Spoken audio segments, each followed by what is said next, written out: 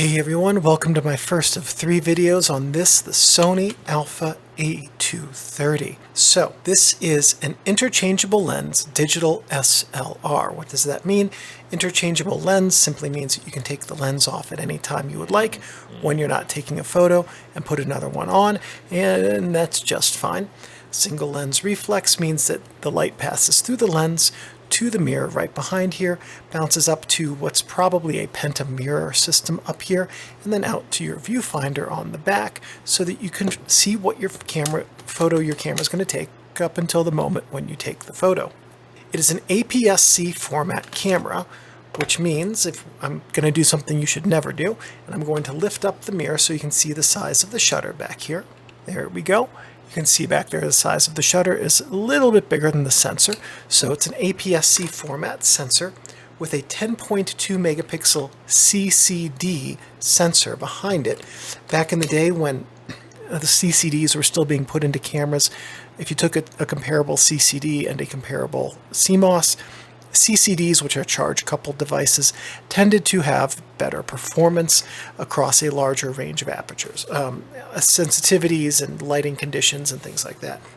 The shutter speeds on the camera are 30 seconds to 1/4000th of a second on the fast side, with also a bulb speed, and a drive mode of continuous drive mode that's shot at 2.5 frames per second in burst speed with a 4-frame raw buffer, so not quite 2 seconds of raw shooting in continuous drive.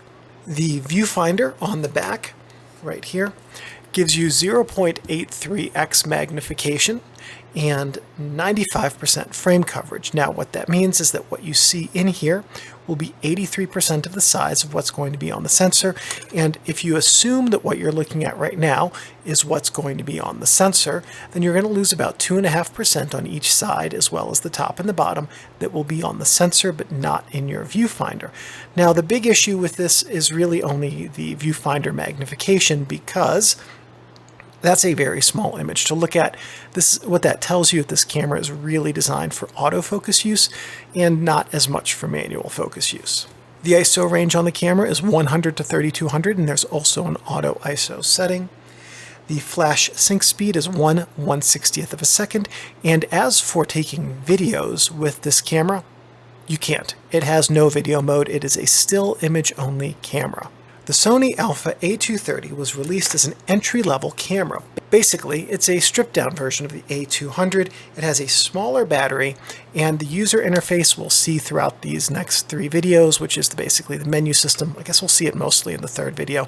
Anyway, it's much more consumer-friendly, which is to say simplified, versus the A200. The camera's cosmetic design at the time it was released was very stylish, and as I recall that many of the Sony entry-level DSLRs of the time that this was produced were carried. Some of them took no photos whatsoever. They were really just carried around as status or fashion symbols and never used for photography. I remember reading something by somebody at Sony who was quite disappointed and frustrated by that, and rightfully so, I would say. This was made by Sony in Thailand in 2009 only. Now, if you have your Sony Alpha 230, which, as you can see, by the way, backing up the theory, this camera has taken photo 0.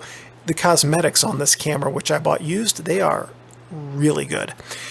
Anyway, we're going to go over the camera here, and we're going to talk about what everything is. In the 2nd video, we'll talk about how to do everything with the camera, except for the 3rd video, where we're going to cover everything in the menu system. So, starting here on this side, and it's kind of hidden, but over here, these are your strap bars, and what they allow you to do is connect your camera strap.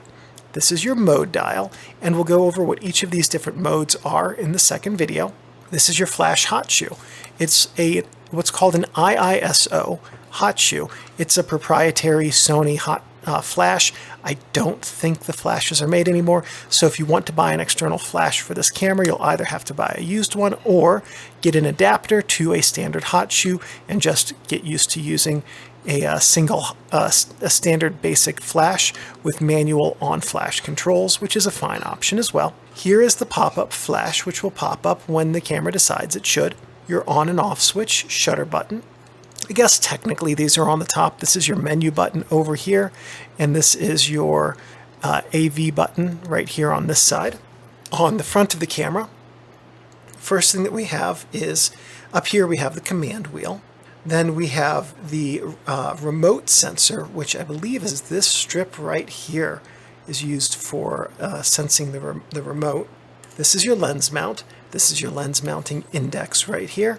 This is your lens release pin, and it gets retracted when you push the lens release button.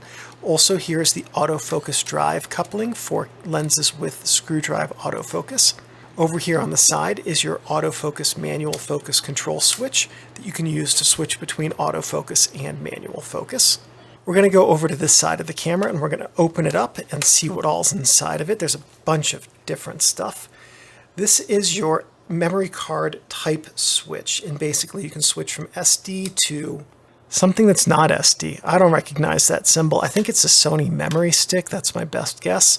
But SD cards are the standard. Just switch it to SD. If you're having trouble with your memory card working or not working, just double check that.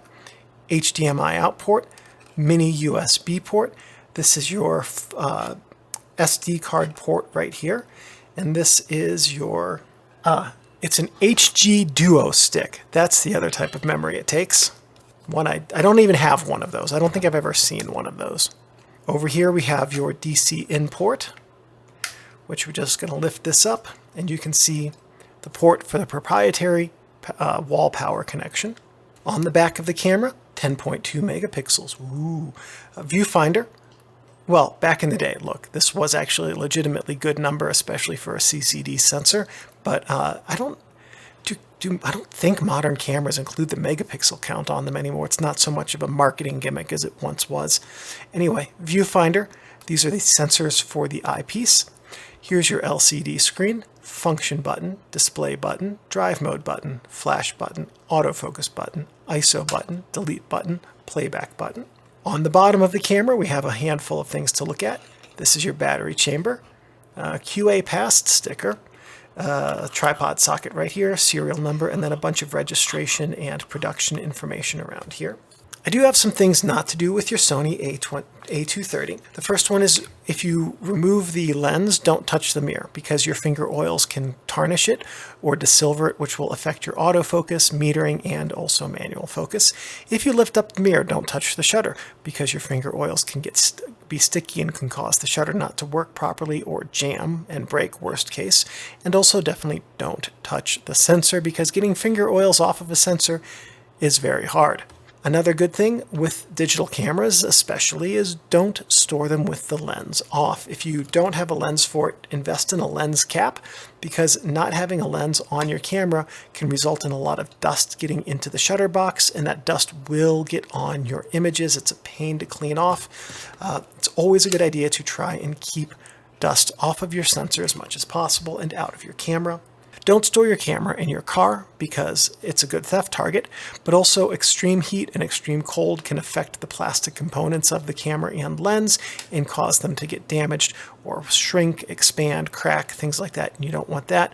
Also, lubricating oils can get very thin in the heat and get to places they shouldn't be, or get very gummy in the cold and then stop lubricating properly.